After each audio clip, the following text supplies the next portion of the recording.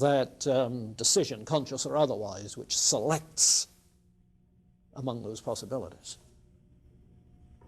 So, you see, if you describe an event in that simple style of the object, it's very broadly applicable, you see.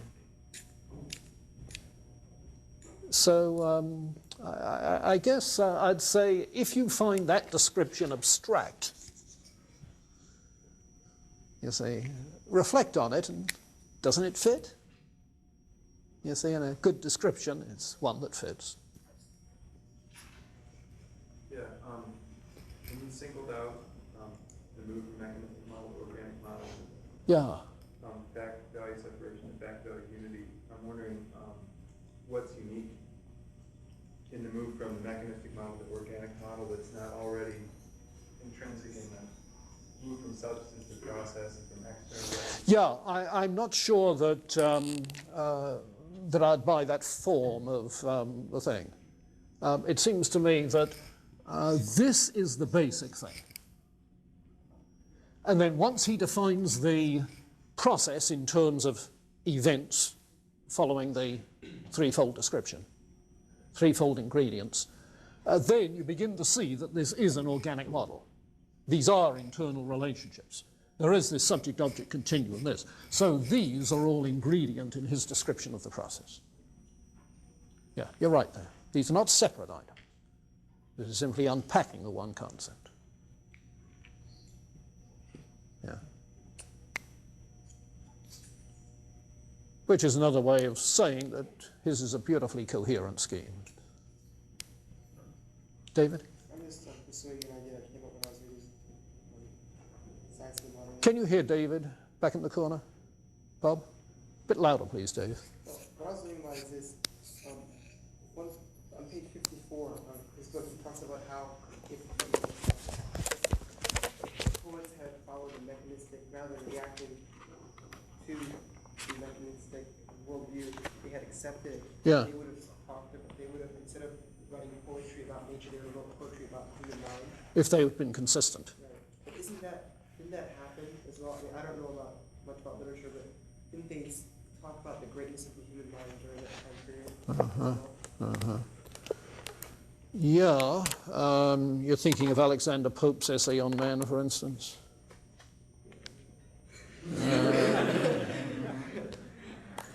You know, where he says the proper study of mankind is man. You see? Yeah, they do. But they still, while writing about and exalting the human reason, they still take this objectivist stance. You see? So in that sense, they're not consistent. They're not consistent. Taking an objectivist stance, they regard primary qualities as objective. They think they're being quite objective about the secondary qualities, which are effects of primary qualities on their own sensory apparatus. You see.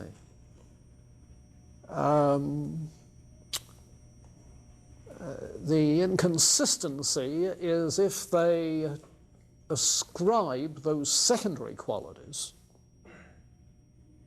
to things out there, as if the rose is indeed red, as if the rose indeed smells. You see.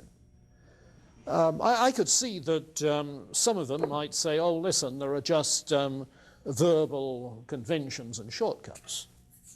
When you say the sun rises, you don't mean the sun's moving, do you? You see. When you say the rose is red, you don't mean the rose is red, do you? You know, the sun rises, yeah, the sun appears to rise from our standpoint. The rose looks red from our standpoint. So they could defend themselves that way.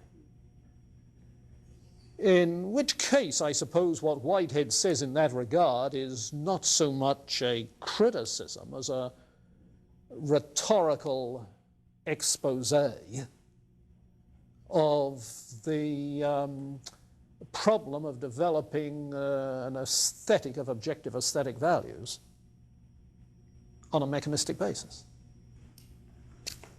Yeah. And indeed, as you look at the aesthetic theories of that period, Hume, for instance, sees the aesthetic more in terms of subjective feelings, passions, taste, that sort of thing. What pleases our taste? You see. So it's not that there is aesthetic value intrinsic in the rose. The aesthetic value is in its user satisfaction, as with moral value in user satisfaction, the utilitarian direction. Does that make sense? Okay. Do you want, about this juncture in the course, to have a free-for-all discussion some late afternoon or evening? Would that be helpful? Hegel, post-Hegelian stuff through Whitehead, or shall we wait till we're through with Dewey? What's your choice?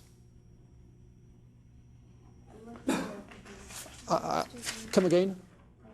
Let's do it after Dewey. After Dewey? Okay, after Dewey it is. Which means next week sometime. I'll try and identify a time.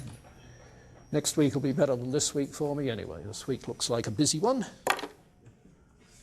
All right, now let's turn our attention, shall we, then to American pragmatism. And let me initially, before I say anything else, say there are similarities between pragmatism and process philosophy. In fact, years ago for the philosophy conference, we did the conference on process metaphysics, in which Whitehead was discussed, Dewey was discussed, because Dewey's also is a process metaphysic of a different sort. And you'll find a lot of the terminology that we're getting acquainted with in Whitehead comes out in Dewey. No, not his technical description of events and that sort of thing, but the terms concrete and abstract. Dewey, too, has some notion of an event that's at the heart of his thing. He calls it a situation, a problem situation. The emphasis certainly is on process. The model is organic. The relationships are internal and not external. There's a rejection of sheer objectivity in knowing for some sort of subject-object continuum. And there's an attempt again to find a fact-value unity rather than fact-value separation. So I put these things about Whitehead on the board in order to spark some discussion on Whitehead, but they serve double purpose. Okay? They serve double purpose. I'll take off this business of qualitative and quantitative. I'm not quite sure I want that. But otherwise, I think it can serve Dewey as well as Whitehead. Now, with that in mind, some general characteristics of American pragmatism. First of all, some general characteristics. And the first is, as you might gain from the term pragmatic, it asserts the primacy of the practical over the theoretical. The primacy of the practical over the theoretical. Or if you like, the primacy of concrete experience over abstraction. So, Janelle, that should please you too. The primacy of the concrete over abstraction. And for Dewey and James and so forth, as for Whitehead, the British empiricists are guilty of abstraction. So that the appeal to the concrete is an appeal to the concrete in, shall we say, the Hegelian sense. where Hegel's dialectic moves from the abstract to the concrete being concrete experience, experience as it is lived, rather than experience as it is theorized in people like Locke, Berkeley, with their theory of simple ideas and so forth.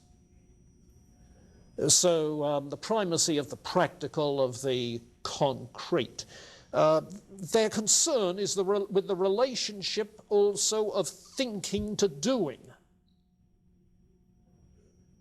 Or, as the language is in some traditions like Marxism, the relationship of theory to praxis. Their concern is to see experience holistically as not just cognitive, but affective experience. And incidentally, you can get that in Whitehead as well. Not just conceptual prehension, but physical prehension. You see, the cognitive and the affective.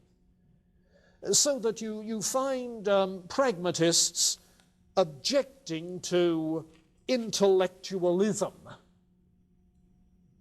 James uses that phrase for wanting logical theory for theory's sake. Or spectator empiricism, which is Dewey's label for Locke. Spectator empiricism. You know the epithets that some people cast at spectator sports, like let's say football, where you have a handful of people getting, as they say, too much exercise, and several tens of thousands getting too little.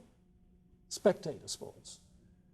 Dewey's point is that experience is reduced to a spectator sport by John Locke, rather than an active involvement. You see. Misconception of experience. Experience is active, not passive. Or the quest for certainty in the Descartes tradition, John Locke tradition, as far as we can. Dewey has a book by that title, The Quest for Certainty, in which he disparages the quest for certainty. For pragmatic purposes, who needs certainty? The quest for certainty is a misguided quest. All you need is practical certainty, practical confidence, sufficient to act on. Now, underlying all of this appeal to the practical, to concrete experience, is an underlying thesis that experience is reality. Experience is reality. And in case you are still thinking of experience as consisting of Locke's simple ideas, which are merely representations of reality, two comments. One, perhaps the pragmatist would say, human experience is our reality.